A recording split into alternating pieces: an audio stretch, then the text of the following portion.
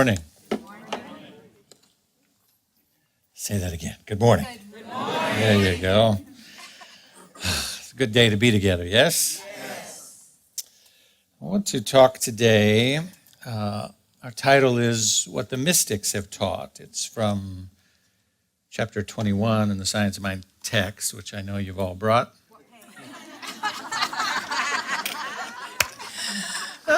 Funny.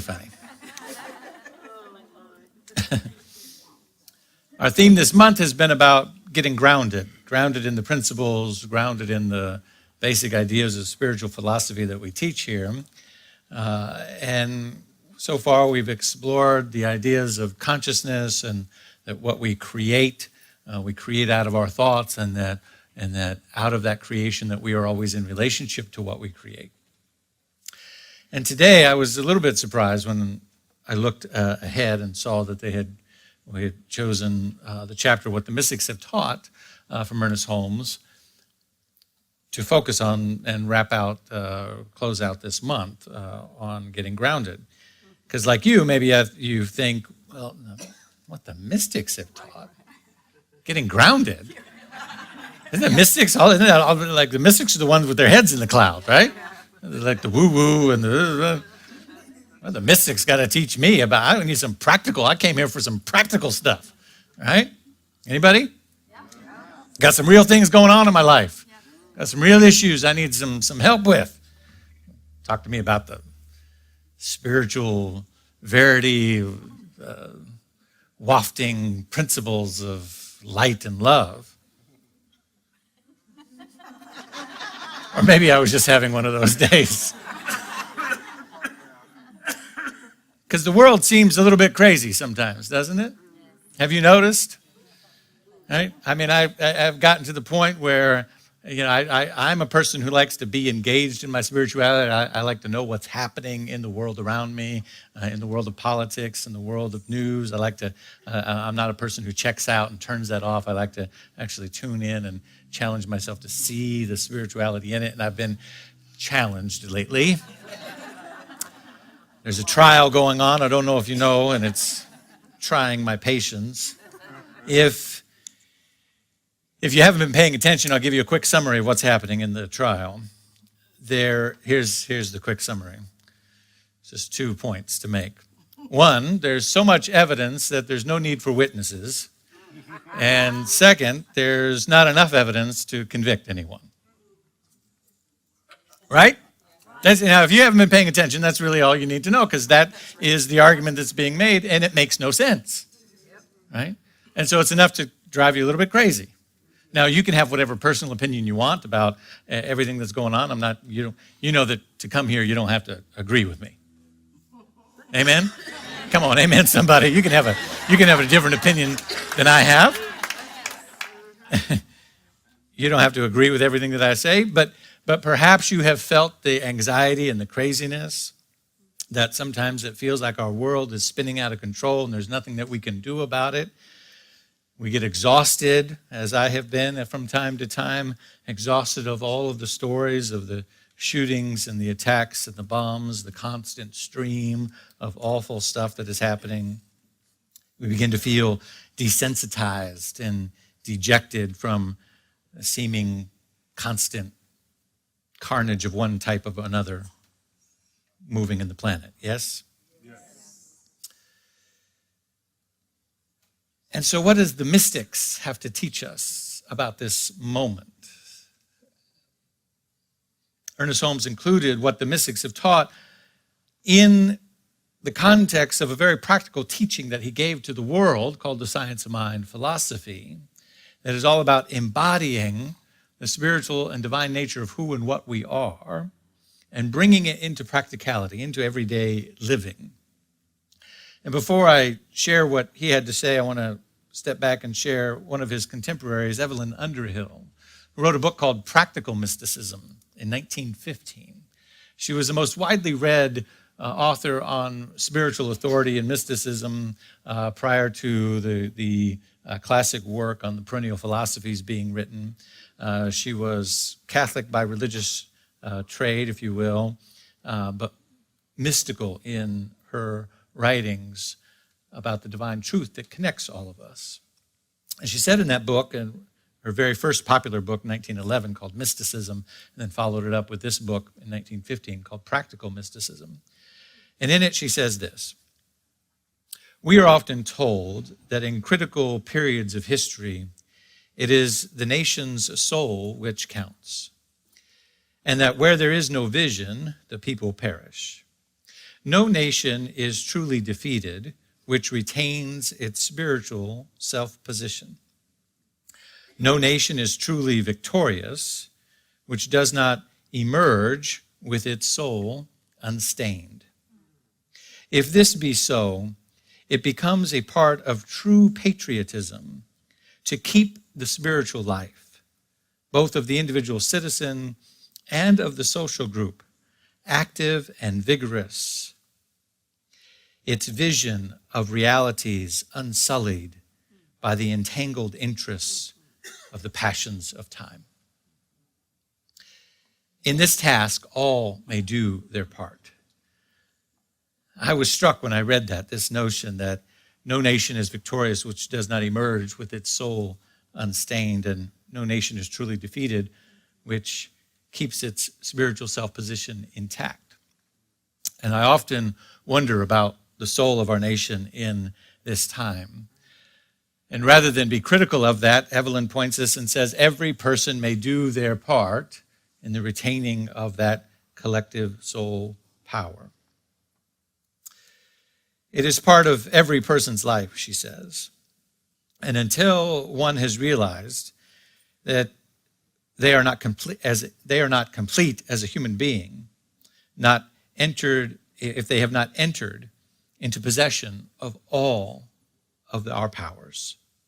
It is therefore the function of a practical mysticism to increase, not diminish, the total efficiency, the wisdom, the steadfastness of those who try to practice it.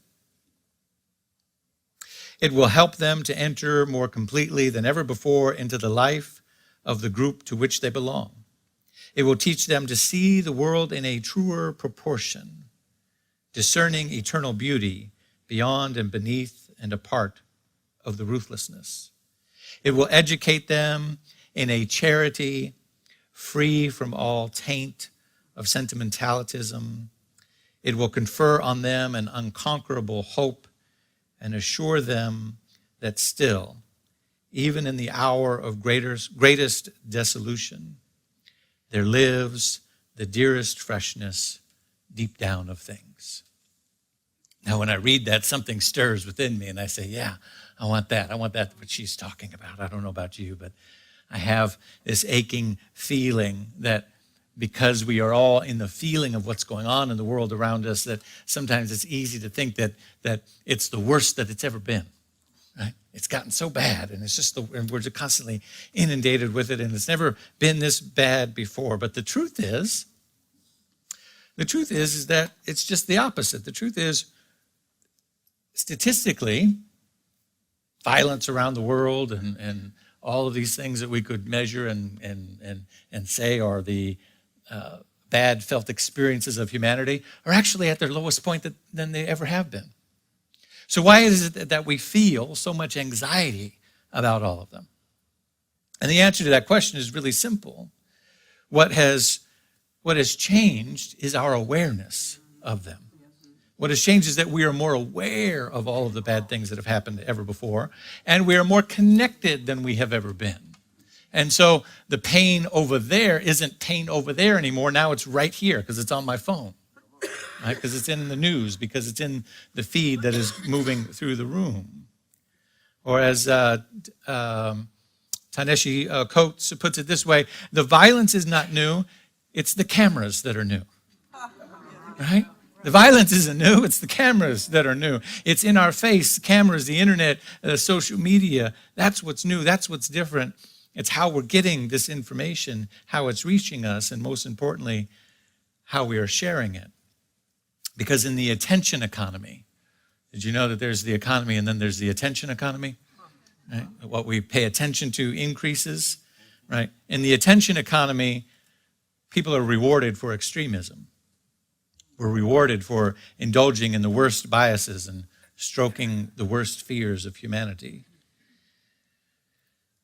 And so we're in this kind of toxic soup, if you will, at this particular time in humanity. And it might cause one to say, well, I need my spiritual practice to kind of take me out of all that. And it would be tempting to think that what the mystics would teach us is to go and to meditate and pray and get so aware of the inner vibration of good that you disconnect from all the ick, because after all, it's not really real anyway. And that would be the first mistake of a true mystic. You see, there's a side note that we need to make here that's very important about our theological understanding. Because while it's on one level not true, it's all of these things are happening, but it's not really real in the spiritual sense. One of the deepest pieces of wisdom you can ever walk away from this teaching with is this: never tell anybody that their experience is not real. Right? Did anybody ever do that to you? You're having a bad day. You're having a bad experience, and they want to give you some spiritual wisdom. And they slap on you some Pollyannic phrase like, it's not really happening. Oh, don't worry about that. Right? And the worst thing that we can do, I call it metaphysical malpractice. Right? To tell people that their experience isn't real. My experience is real. It's just not the truth. My experience is real. It's just not the truth. So tell your neighbor. Say, neighbor, your experience is real. It's just not the truth. Right? Why? You see, that's the beginning. I have to change out. Okay. Am I doing all right? Going too fast? Okay. You see, that's the beginning of spiritual insight and wisdom, to know that your experiences are real, but they're just not the truth of who you are. Why? Because the metaphysical truth, because the spiritual truth of who you are is always bigger than your conditions. It's always bigger than your conditions, even when all of the conditions are really good. You see, your goal in this human dimension, your goal in this life is not to just get all the conditions right. Get enough money in the bank account, you got the right job, you got the right relationship, all the conditions are set. Oh, now I'm done. No. The goal is not about perfecting conditions. The goal is about experiencing ultimate reality. And the conditions change because you're in tune with ultimate reality. The ultimate reality of who you are. So even when the conditions are good, the spiritual truth of you is bigger than that condition. It's bigger than you. If you're not feeling well, it's bigger than your sickness. If you're not feeling prosperous, it's bigger than your sense of poverty or lack. So it's easy to think of it in terms of pulling us out of lack and limitation, but it's even bigger than all of the conditions working. It's bigger than our prosperity. It's bigger than our health. It's bigger than everything going great. It's bigger than your good life. The truth of who you are is bigger than your condition always, even when the condition is exactly what you want it to be. That's the beginning of spiritual insight that brings us into a mystical awareness. If we could really tap into that idea, really get and really ground ourselves in the idea that the spiritual truth of who we are is bigger than our condition, you begin to walk through the door of mystical awareness, spiritual insight that reveals to you something beyond anything you have ever imagined before. This is what Ernest Holmes is speaking of when he writes in this chapter on what the mystics have taught us. He says a mystic is not a mysterious person, page 327. The mystic is not a mysterious person, but one who has a deep inner sense of life and their unity with the whole. One who has a deep inner sense of life and their unity with the whole. He goes on to say that a mystic is one who intuitively perceives truth and who without conscious or mental process arrives at spiritual revelation. The mystics include the great prophets, the inspired writers, the illumined souls of all the ages. All the mystics have recognized the absolute unity of humanity. Now, I firmly believe that Ernest Holmes was such a mystic, a powerful soul who could download spiritual wisdom of the ages and synthesize them into the great traditions of the world and synthesize them into a vibrant and coherent spiritual philosophy that runs deep into the heart of what we know today about science and consciousness and how we're all connected, and to articulate that in a way that people of his time could grasp it. It was a fresh wind in a world that desperately needed it when it showed up, as it does now. The great philosophers, the saints, the sages of all time, all of the founders of the spiritual movements are mystics. Why is that? I thought about that, and I thought, well, they're all, every one of them, right? Muhammad and Jesus and Zoroaster and Mithras, and they're all mystics. Baha'u'llah, all beautiful mystics. And I thought, did they take an aptitude test? Remember in high school, the aptitude test? Anybody take the aptitude test? I remember I took the aptitude test, and I remember getting that letter in the mail. I don't know who ran your aptitude test, but in where I went to high school, it was the National Guard. The National Guard came in and gave you the, and so, yes, oh my God, it's right. And so the letter, I remember getting the letter, and I thought, oh, okay, we've taken this test, ask all these questions about life skills and what I like and all these things. I opened the letter says, Dear David, you and the Air Force have much in common.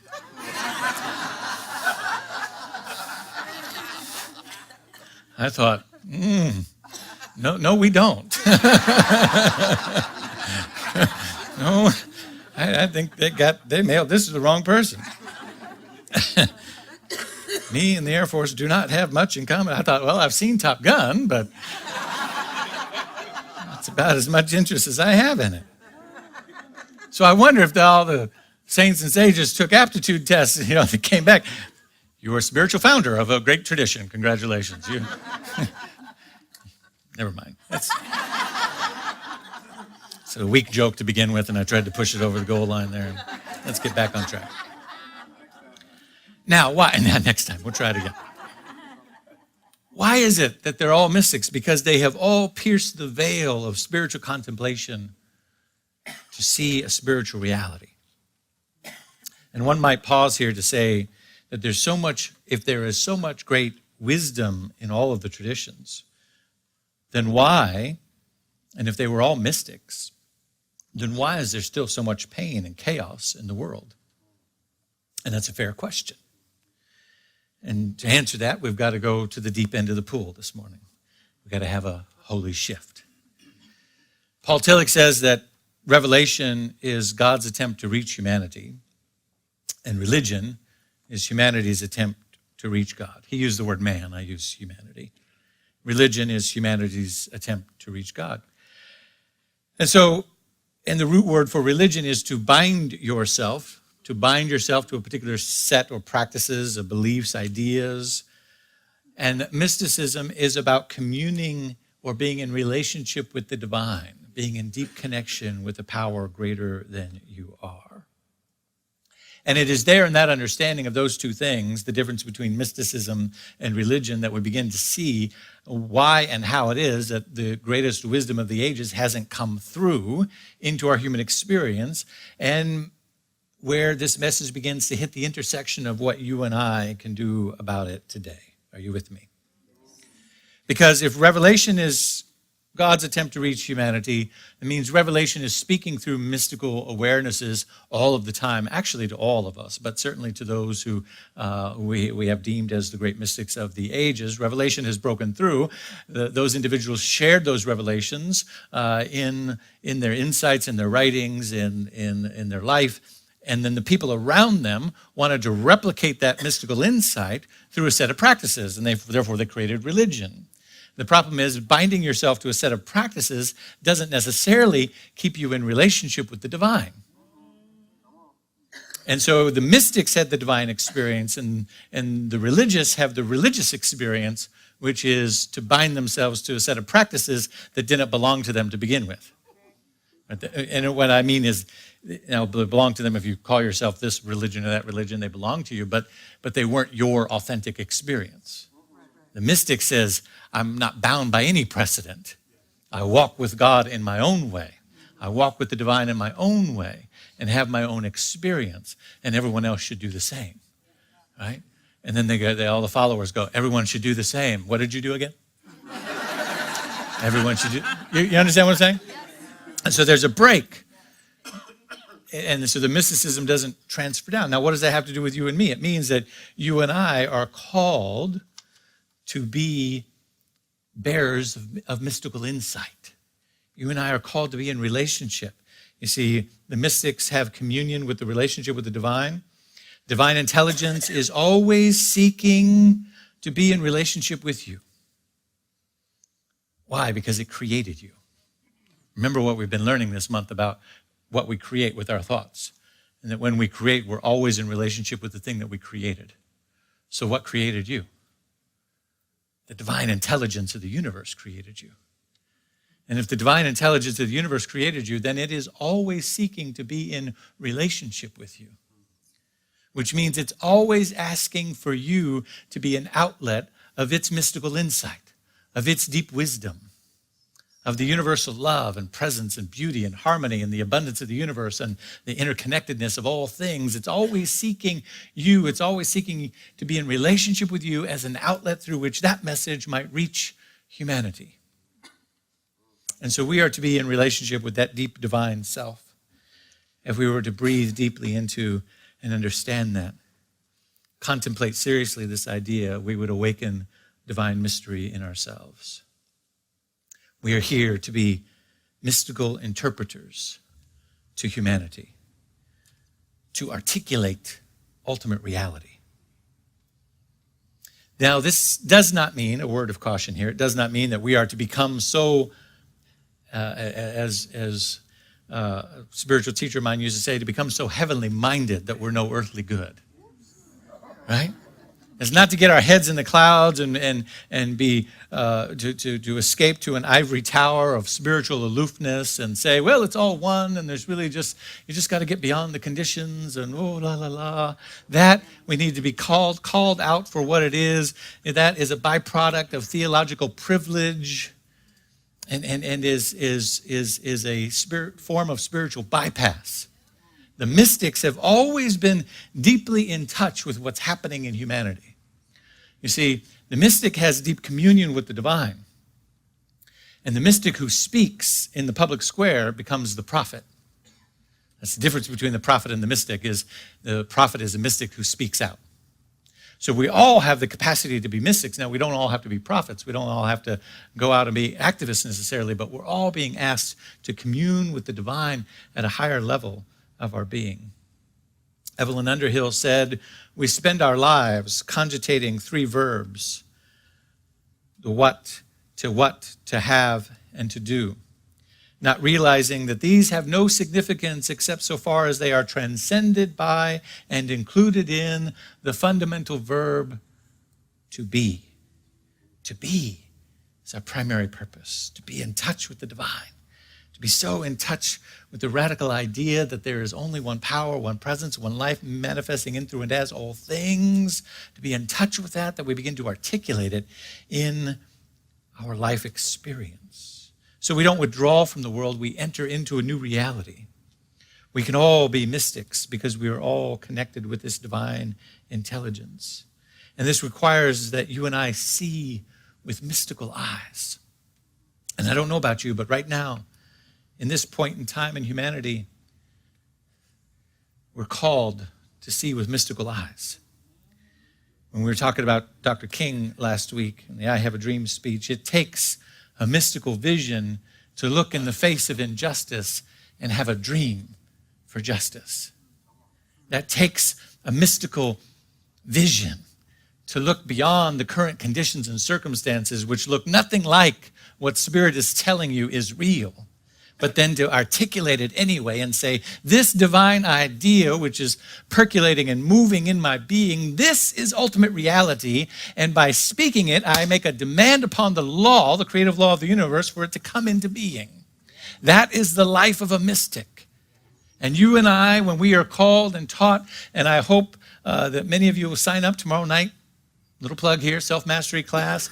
When we learn the principles of the power of our word, when we learn the power of affirmation and affirmative prayer, when we learn meditation, when we learn these practices of self-mastery, 7 to 9 Monday nights, right? Right? When we learn these things, we're learning how to articulate divine and ultimate reality and to make a demand upon the law to live as mystical beings. You're not here to get what you want, as we talked last week in the principles of successful living. Ernest Holmes says if everybody could get what they want, it might be disastrous. Right? It's not about the acquisition of things, of people, places, the 5 Ps, princes, princesses, parking places, and palaces. How many is that? 4 or 5? Right? It's not about that. It's about, in the face of injustice, seeing justice as ultimate reality. In the face of prejudice and discrimination, seeing love as ultimate reality. In the face of environmental degradation, seeing divine harmony and beauty and wholeness as the order of the day, as divine reality. And to so speak it and to so live it with the vision of what we affirm in our words and our actions, that it shows up in our being. And by doing so, we transform society. We don't step away from the hurt or the pain of the world. We step into it with a whole new vibration. I'm here to change the whole game, because in the face of your inhumanity actions, I bring my whole humanity. Now what are you going to do with it? Right? In the face of the lack of love in this department, I bring the whole being of love that I am. Now what are you going to do with it? To disrupt the field of hypnosis that is created in us and in them to begin with, to disrupt the field of lack and limitation, to disrupt the field of degradation, to disrupt the field that we're polarized beyond measure and all of those things. It's all a lie. Why is it a lie? Because everything that we create, we're in relationship with. So when we take the effect of something and we acknowledge it as the truth, not our real felt experience, but the truth, we make it ultimate reality. In other words, you make your sickness or the status of your bank account or your relationship or what's happening on the news, you make any of those things, you make that thing ultimate reality, then you take that thing, you interject it back into the creative law of mind, and you cause it to be a cause unto itself. When it's not a cause, it's an effect. So we do that all the time by simply paying too much attention to the world of effects and not enough time grounded in the mystical awareness that there's this deep spiritual reality beyond all conditions. And we say, this is the way the world is. The world is messed up, the world is sick, the world is, pause here, right? The world's gone crazy in a handbasket, et cetera, and we have labeled as that's what it, and we're recreating out of the world of effects, we're taking those and making them causes unto themselves. That creates a level of hypnosis that keeps us blind to what is really happening, to what is really real. That there is ultimate reality and intelligence in the universe that wants you to be free and liberated. And all of those conditions exist so that you might become so intolerant of them that you manifest a new reality. That's the only reason they're there, right? That's the only reason they're there. The only reason that you get hungry is so that you'll do something about it and feed yourself. Come on, talk to me, somebody. The world is spiritually hungry, and the agitation and the hunger pains of spiritual starvation are all around us. And the only reason they're there is not because that reality is really real.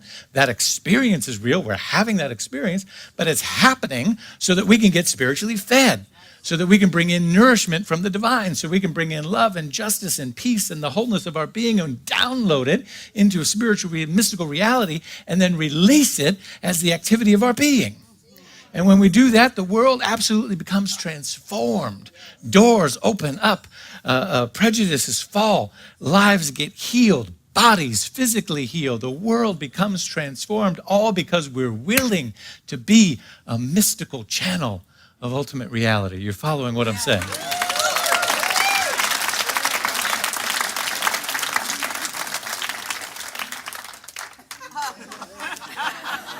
Get the book.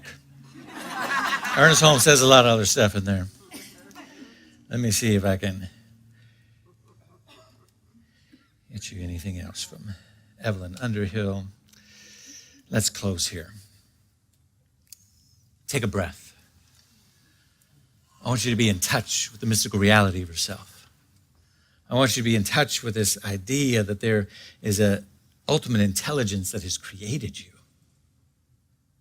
And because it created you, the infinite wisdom of the universe, which contains all knowledge, all things, all beauty, all harmony, all good, seen and unseen, that ultimately reality created you.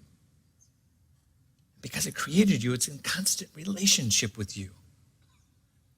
The only question you need to ask yourself in the seeking of a mystical truth of your being is, am I in relationship with it? It's constantly in relationship with you. All you need to do is take a breath and invite it in. Suddenly, right there, in the midst of the circumstance, in the midst of the condition, in the midst of the pain, in the midst of the confusion, in the midst of the upset, in the midst of whatever's happening in the world, there is an inner wisdom, a divine intelligence, a peace and a calm. And it will tell you exactly what you need to know in this moment, if you're willing to listen. It takes mystic vision to see beyond circumstances, to see who and what we really are, the divine intelligence that has brought us forth, to see indeed that we were born before the wind, so much younger than the sun, as we sail into the mystic. Ernest Holmes said it like this in one of his earliest writings. He said, "The church of God is not built with hands. It is eternal in the heavens. It's not lit with candles. Its dome is heaven, and it is lighted by the stars of God's illumined thought. And each member in his separate star shall draw the things as he sees it, for the God of things as they are. Here all people recognize God within their own soul and ask for and see no other God. When you can look upon all of creation as the perfect work of a perfect God, you become a member of this church. I doubt very much if the church universal admits members from the church individual. When you can see in the saint and the sinner the same person. When you can realize the one who kneels before the altar and the one who lies drunk in the street is the same one.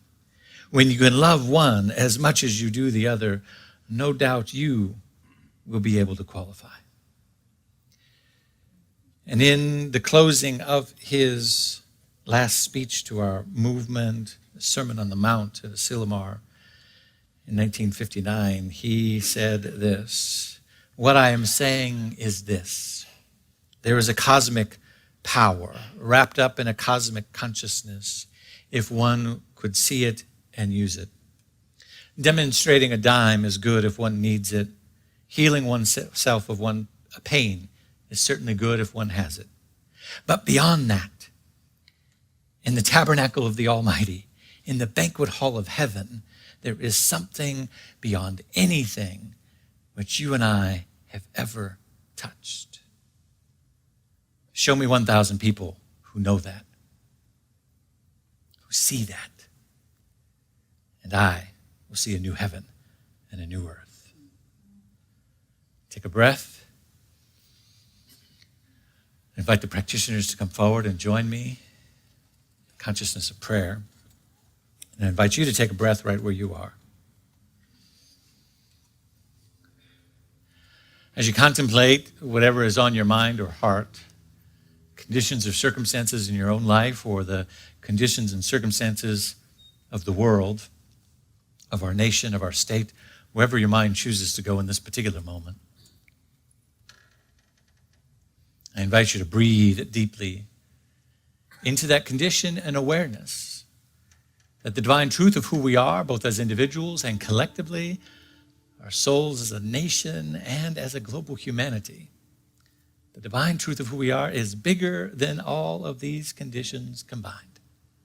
It's bigger than our polarization. It's bigger than our infighting. It's bigger than our finger pointing. It's bigger than the injustices taking place. It's bigger than any sense of lack or limitation. It's bigger than any sense of loss or heartache. Who you are is bigger than all of that. Who you are is undifferentiated ultimate reality, the divine spark of pure spirit, seeking to come into this expression called you, with your body, with your mind, with your heart, with your soul, with your life just the way that it is, to be a vehicle through which dynamic circumstances of love, beauty, harmony, and wholeness reveal themselves. And so in every place where there seems to be a block, let it be cleared now. In every place where there seems to be an obstruction, let it be cleared now. In every place where there seems to be doubt or confusion, let it be illumined now with the divine light of truth. Who and what you are is the divine I am. This is what the mystics of the ages have taught us. This is what they have constantly asked of us, to see as they have seen, to stand on their shoulders, to use the spiritual practices of the world's religious traditions, to use the prayers and the insights and the traditions as mere vehicles to get up on the shoulders of the mystics and see farther, for the world needs a group of people who has mystical eyes and a vision for what is possible. So I affirm that that is happening here now. That there's great leveling up of our awareness as individuals and as a collective body, and that this mystical awareness is bringing forth now possibility and prosperity and wholeness and health and abundance in all things, and a life of love, beauty, and harmony, and a world of justice, a world that works for everyone. Not because we wait for it to be so, but because we call it into being and make it so. So for this and so much more, I'm truly grateful as I release this prayer unto the law, knowing that it's already done as it has been spoken. The mystical presence of God is here. And it lives forevermore in our body temple, in our thoughts, in our entire being. For this, I'm truly grateful and thankful as I simply release and allow it to be. And so it is.